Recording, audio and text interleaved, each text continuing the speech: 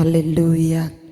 Natafuta tukajifunze neno la Mungu jioni ya leo, kuiendea milango ya rehema. Haleluya. Tunaishi kwa sababu ya neema ya Mungu. Neema huambatana na rehema. Neema huambatana na huruma. Milango ya rehema tunaisogelea kwa ajili ya Mungu. Tunapoisogelea milango ya rehema, inakufanya wewe umkaribie Mungu, lakini inakufanya wewe uwe mwana mbele za uso wa Jehova. Haleluya. Kama sio hivyo, huwezi kufika. Ni somo ambalo lina vifungo vingi au linalo uchambuzi mkubwa, lakini nitaongelea kitu kimoja tu kwa leo, kwa habari ya mwili. Kwa nini tusogelee mlango wa rehema?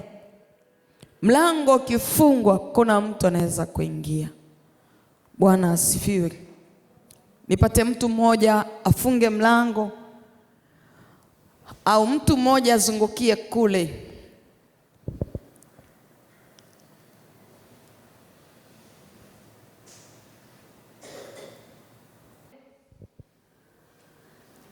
Aya, jitahidi, ingia.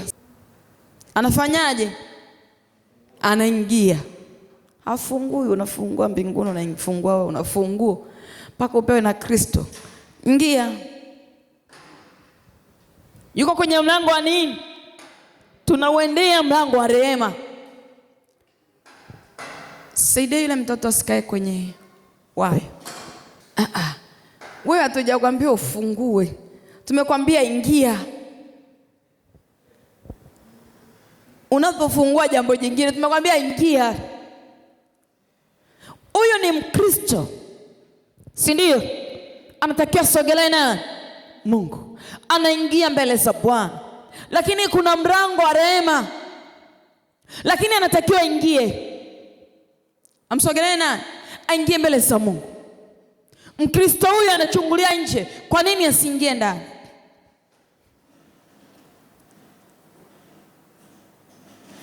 Kristo Yesu atukuzwe. Kuna vitu vingi vinatuzuilia tusimuone Bwana. Kuna wakati tunaona kama Mungu hatendi kwetu.